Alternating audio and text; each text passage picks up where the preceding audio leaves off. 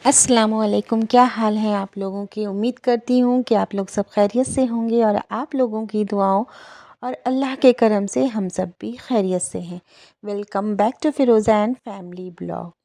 तो ये जो ब्लॉग है वो लास्ट जो ब्लॉग शूट हुआ था जिसे मैंने पोस्ट किया था उसी के बाद का कंटिन्यूशन में है ये ब्लॉग है।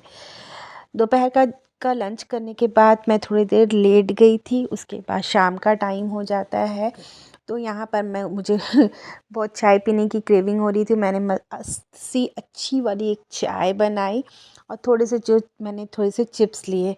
और यहाँ पर अब मैं शाम के वक्त थोड़ा सा शायान को मगरिब से पहले असर की बात का टाइम है तो मैं शायान को थोड़ा सा पढ़ाऊँगी। तो ऑब्वियसली आप कुछ भी खाएं पिएं तो बच्चे को तो उनमें शामिल होना ज़रूरी है। उसके बाद फिर एक्चुअली क्या है ना कि शायान का फ़रवरी आई थिंक 18 या 20 से एग्ज़ाम स्टार्ट होने वाला है, फ़ाइनल एग्ज़ाम। तो मैं थोड़ा थोड़ा उसको देती ही हूँ कुछ कुछ याद करने के लिए ताकि रिवीज़न जो है वो स्टार्ट हो जाए 5 से, ताकि 10 डेज़ की रिवीज़न के बाद, क्योंकि क्या होता है ना फ़रवरी में मेरी भी बहुत हेक्टिक स्केड्यूल हो जाता है क्योंकि मैं हूँ +2 टीचर। तो मे बी हो सकता है इससे पहले तो मैं जहाँ भी थी तो वहाँ क्या था कि मेरे स्कूल में ही वो सेंटर पड़ता था तो मैं ऑफिशियल वर्क में रहती थी। अब चूँकि मेरा ट्रांसफ़र पटना में हो गया है और ये एक मिडिल प्राइमरी से कनेक्टेड स्कूल है तो यहाँ सेंटर तो एज़ सच नहीं पड़ता, बट हो सकता है मे बी पॉसिबिलिटीज़ है कि मुझे कहीं और इन्विजिलेशन ड्यूटी के लिए भेजा जाए। अगर भेजा जाएगा तो ऑब्वियसली वो जो एग्ज़ाम का जो टाइमिंग होता है वो बहुत ज़्यादा हेक्टिक हो जाता है। जैसे अभी तो 9:30 में हम लोग जाते हैं, 4 o'clock छुट्टी होती है, आते आते मुझे 5 बजते हैं।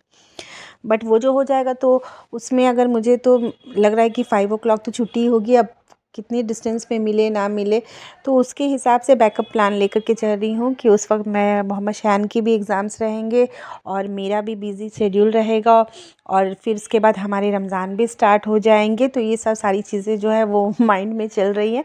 तो अभी बहुत सी चीज़ों को थोड़ी सी इग्नोर करते हुए फोकस किया जा रहा है कि पढ़ाई पे थोड़ा सा कंसंट्रेट किया जाए, क्योंकि आप अपनी तरफ से तो 100% देंगे मगर बच्चा जो है वो क्या एग्ज़ाम में परफॉर्म करेगा वो उस वक्त ही डिसाइड होता है। बट हाँ, यू हैव टू, आप जब तक आप पढ़ाएंगे नहीं तो आप एक्सपेक्ट कैसे करेंगे। अगर कोई कुछ नहीं कर रहा है तो उसको as a parents, as a guardian और एज अ टीचर ऑल्सो हम लोगों को ही उसको बताना होगा। अगर हम सपोज़ फॉर एग्ज़ाम्पल अगर हमको कार चलानी है तो जब तक हम कार को चलाना नहीं सीखेंगे तो फिर हम चलाएंगे कैसे। तो आई थिंक बच्चा भी अभी उसी फेज़ में होता है, टिल 8 स्टैंडर्ड और 9 स्टैंडर्ड तक, कि उसको पढ़ाई मतलब नहीं समझ में आती कि पढ़ाई मेरे लिए क्यों ज़रूरी है, किस वजह से मुझे पढ़ना चाहिए। तो होता होगा और भी बच्चों में बहुत इंटरेस्ट रहता है, वो शायद बचपन से ही रहते होंगे, मगर सबका आईक्यू लेवल और सब कुछ बिल्कुल एक जैसा तो नहीं रहता। तो हम लोगों को एज ए पेरेंट्स कभी घबराना नहीं चाहिए। हम लोग को मोटिवेट करना है, उन्हें पुश करना है, उन्हें इम्पोर्टेंस ऑफ एजुकेशन बताते रहना है और साथ ही साथ फिर थोड़ा कभी डांट भी देना है और पढ़ाते रहना चाहिए। तो ये प्रैक्टिस जो होती है ना, ये 1-2 दिन में नहीं होती। कई लोगों को मैंने देखा है कि बस बच्चे को से कंप्लेंट रहता है कि आप तुमने ये नहीं किया, वो नहीं किया। मतलब वो खुद से कितना क्या कर लेंगे। हम भी जब छोटे थे तो हम भी खुद से क्या ही कितना कर लेते थे। तो फिर हम लोगों को मतलब हमारे पेरेंट्स भी हमें उसी तरह से मे बी परेशान होते होंगे। तो बहरहाल फिर उसके बाद मैंने शान को थोड़ा बहुत पढ़ाई की करवाने के बाद फिर मगरिब का टाइम हो जाता है, मैं घर पर नमाज़ पढ़ लेती हूँ और शान जो है वो माशाल्लाह से मस्जिद जाते हैं। छुट्टियों में मेरी ये कोशिश रहती है कि वो जा कर के, और मस्जिद जो है हमारे घर के बिल्कुल करीब है क्योंकि मैं जो रहती हूँ वो बिल्कुल मार्केट वाले एरिया में रहती हूँ। तो यहाँ हर टाइम बहुत ही मतलब पॉश इलाका है एक तरह से। तो वो अपने दादा जान के साथ फिर चले जाते हैं नमाज़ पढ़ने के लिए। उसके बाद मैंने मॉर्निंग में जो बहुत सारी लॉन्ड्री लगाई थी तो ऑब्वियसली कल तो मुझे स्कूल जाना है। हालांकि सैटरडे है, एक दिन के लिए ही स्कूल है, मगर फिर भी स्कूल जाना है तो फिर घर हौच पौच रहेगा। तो मैं सारे कपड़े को तह कर देती हूँ और जिनके जो कपड़े थे वो सेग्रीगेट करके जहाँ पे देना था वो। एज़ यू सी, मैं जब वीडियो में वॉइस ओवर कर रही तो मुझे थोड़ी हंसी भी आ रही है कि कितनी फटाफट से यहाँ पे काम हो रहे हैं, मगर एग्जैक्टली इतना स्पीड नहीं होता है।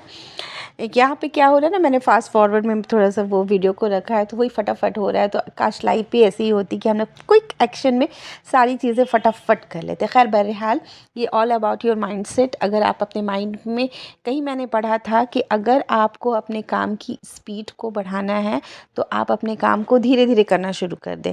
इट्स मीन्स कि धीरे धीरे से मतलब है कि धैर्य के साथ, सुकून के साथ करना शुरू करें। तो आपका क्या होगा ना कि थोड़ी देर में ना वो सारे काम जो बहुत सारे पहाड़ की तरह आपको लग रहे थे, मुझे ये करना है, वो करना है, वो करना है, तो वो वन बाय वन मतलब एकदम सॉल्व होते चले जाएंगे और धीरे धीरे आप सारा कुछ कर लेंगे। आई होप मैं बातों को सही तरीके से समझा पा रही हूँ कि अगर आपको ये लगता है कि मेरी काम की स्पीड होनी चाहिए, मैं सारी चीज़ों को जल्दी जल्दी निपटा दूँ, तो उसके लिए बस एक ही फार्मूला मुझे लगता है कि पेशेंसली आपको काम जो है वो स्टार्ट कर देना चाहिए और काम को देखकर स्ट्रेस नहीं लेना है, घबराना नहीं है। क्योंकि बेसिकली काम अपने कितने ही होते हैं, झाड़ू है, पोछा है, बर्तन है, कपड़े है, क्या है। और उसमें अगर आप किड्स की स्टडी ले लो तो ये तो करना ही है, ये वर्किंग हो या नॉन वर्किंग हो, मे बी जिसके पास मेड होंगे तो उनको ये चीज़ के लिए हेल्प मिलती होगी। बट क्या है कि ये सब आप एक मैनेजेबल तरीके से अगर करती चली जाएंगी तो वो बहुत ज़्यादा बर्डन नहीं होगा। तो किचन में आकर के मैंने फिर बर्तन को कपड़े को रखने के बाद फिर मैं किचन में आ गई थी और किचन में आके जितने भी लंच वगैरह के जो बर्तन निकले थे और चाय के जो बर्तन थे उसको मैंने वॉश करके उसको क्लीन किया। और यहाँ पे मैं आटा जो है वो मिला करके रख दूँगी। उसके बाद शायद मैंने कुछ भी शूट नहीं किया था और उसके बाद पता नहीं क्यों